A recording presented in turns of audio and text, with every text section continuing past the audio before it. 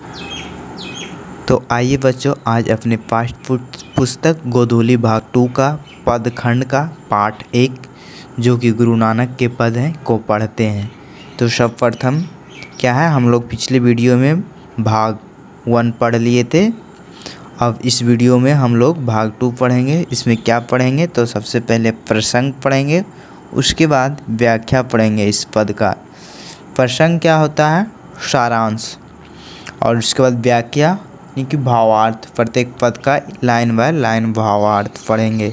बच्चों, अगर आपने अब तक इस चैनल को सब्सक्राइब नहीं किया है तो कर लें, क्योंकि इस पर आपकी बोर्ड के लिए सारे सब्जेक्ट की तैयारी बहुत जल्द ही शुरू होने वाली है। तो आइए चलते हैं आगे प्रसंग में, यानी कि सारांश में। हम इसमें क्या पढ़ेंगे वो पहले जान लेते हैं। पढ़ेंगे कैसे व्यक्ति के मन में ईश्वर का वास होता है, यानी कि इसको पढ़ के हम लोग ये जानेंगे कि कैसे व्यक्ति के मन में ईश्वर यानी कि भगवान का वास होता है। और दूसरा क्या है, सांसारिक मोह माया से मुक्ति। सांसारिक मोह माया से मुक्ति का मतलब कि संसार में जो दुख है, जो खुशी है, वो लोग से मुक्त हो जाना। किसी कोई टेंशन में न, कोई टेंशन नहीं। जैसे कि कोई होता है ना कि वो हमेशा सोचते रहता है मेरे पास ये होता, वो होता, वो होता। ये सब क्या है, ये सब सांसारिक मोह माया है। हम लोग जब इस चैप्टर को पढ़ेंगे तो इससे हमको मुक्ति मिलेगी। उसके बाद गुरु नानक द्वारा गोविंद की भक्ति। गुरु नानक जी जो थे वो गुरु गोविंद जी की भक्ति करते थे। तो इससे ये जानेंगे कि गुरु नानक जी गुरु गोविंद को किस तरह मानते थे और किस तरह की भक्ति उनके मन में गुरु गोविंद जी के प्रति था। तो आइए सबसे पहले पद को पढ़ लेते हैं, एक बार देख लेते हैं क्या है। जो नर दुख में दुख नहीं माने, सुख स्नेह अरु भय नहीं जाके, कंचन माटी जाने, नहीं निंदा नहीं स्तुति जाके, लोभ मोह अभिमाना, हर्ष शोक ते रहे नियारो, नाही मान अपमाना, आशा मनसा सकल त्यागी कै जग, ते रहे निराशा, काम क्रोध जेहि परसे नाहिन, तहि घट ब्रह्म निवासा, गुरु कृपा जेहि नर पे किन्ही, तिन्ही यह जुगति पिछानी, नानक लीन भयो गोविंद सो, ज्यों पानी संग पानी। तो आइए हम लोग अब एक एक करके एक एक पंक्ति का व्याख्या करते हैं। तो आइए, प्रथम 2 पंक्ति क्या है, जो नर दुख में दुख नहीं माने, सुख स्नेह और भय नहीं जाके, कंचन माटी जाने। सबसे पहले इसमें जो कठिन शब्द है वो देख लेते हैं। अरु का अर्थ है और, कंचन का अर्थ है सोना। तो आइए अब हम लोग इसका भावार्थ देखते हैं। पहला पंक्ति क्या है, जो नर दुख में दुख नहीं माने, यानी कि जिस नर को, नर यानी यहाँ केवल नर मतलब यहाँ पुरुष का वर्णन नहीं है, यहाँ पूरे मानव का वर्णन है, स्त्री पुरुष सबों का, कि जिसको दुख में दुख नहीं होता है, जिस मनुष्य को दुख में दुख नहीं होता है, सुख स्नेह और भय नहीं जाके, कंचन माटी जाने। यानी कि जिस मनुष्य को दुख में दुख नहीं होता है, उसको सुख का मोह और डर नहीं होता है, उसको सोना भी मिट्टी के समान लगता है। जैसे कि कोई जो व्यक्ति है जिसको दुख में दुख नहीं होता है, सुख में सुख नहीं होता, यानी कि उसके लिए सब कुछ समान है, सब कोई बराबर है। तो यहाँ पे क्या होता है, उसको सोना भी मिट्टी के समान लगता है। उसको ये नहीं लगता है कि सोना की कीमत बहुत अधिक है, क्योंकि उसको सुख में सुख नहीं होता, दुख में दुख नहीं होता।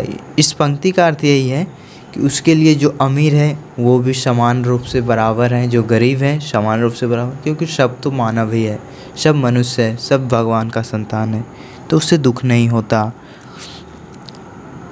तो आइए अब अगली पंक्ति पर चलते हैं। अगली 2 पंक्ति क्या है, नहीं निंदा नहीं स्तुति जाके, लोभ मोह अभिमाना, हर्ष शोक ते रहे नियारो, नाही मान अपमाना।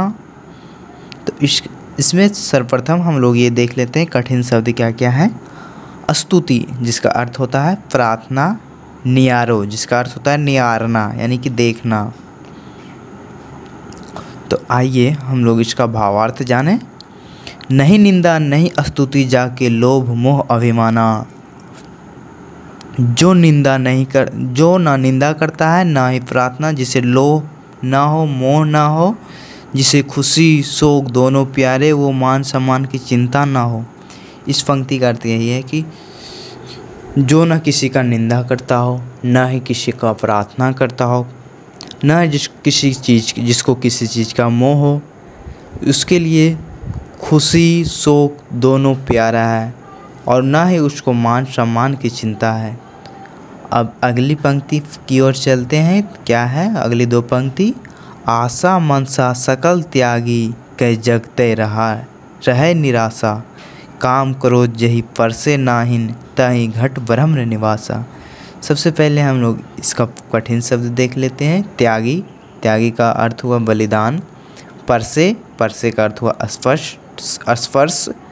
बच्चों, अगर आप लोग अभी तक कुछ नहीं किए हो तो अपनी कॉपी कलम निकाल करके तथा बुक भी निकाल करके जो कठिन शब्द लग रहा है उसे लिख लो, तथा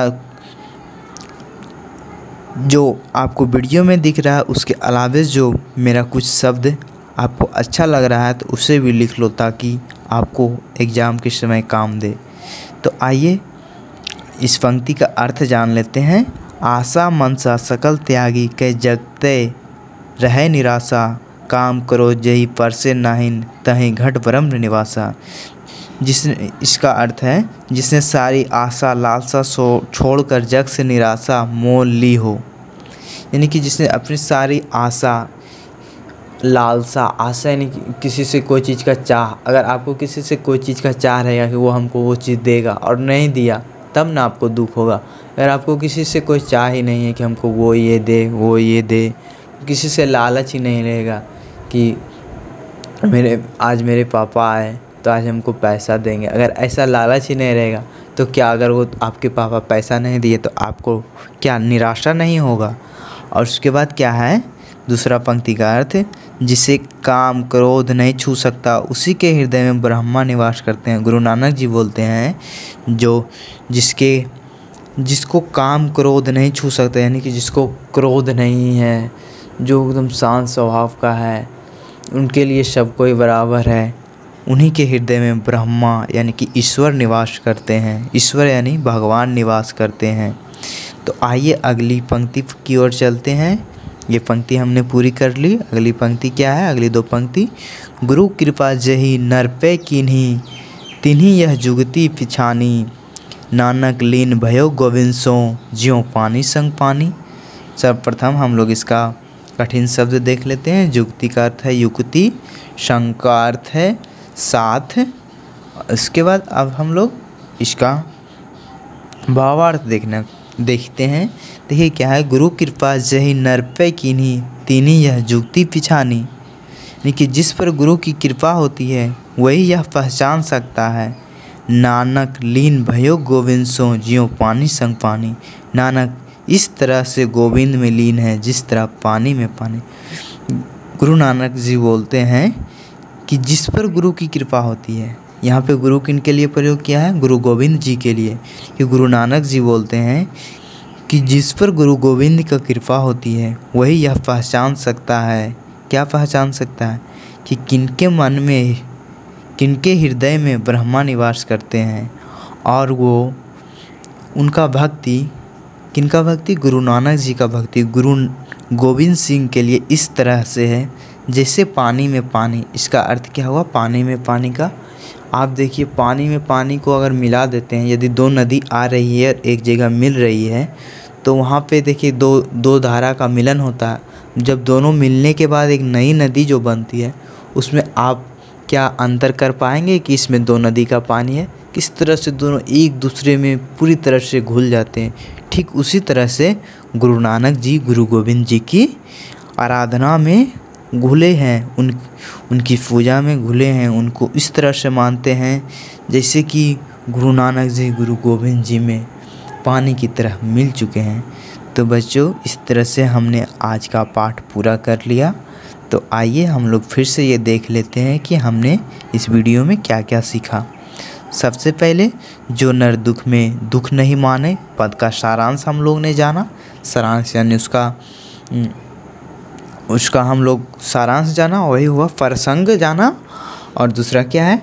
ब्रह्मा का निवास कैसे व्यक्ति के हृदय में होता है। गुरु नानक जी के द्वारा जो बताया गया कि कैसे व्यक्ति के हृदय में यानी कि दिल में ब्रह्मा का निवास होता है, वो हम लोग जाना।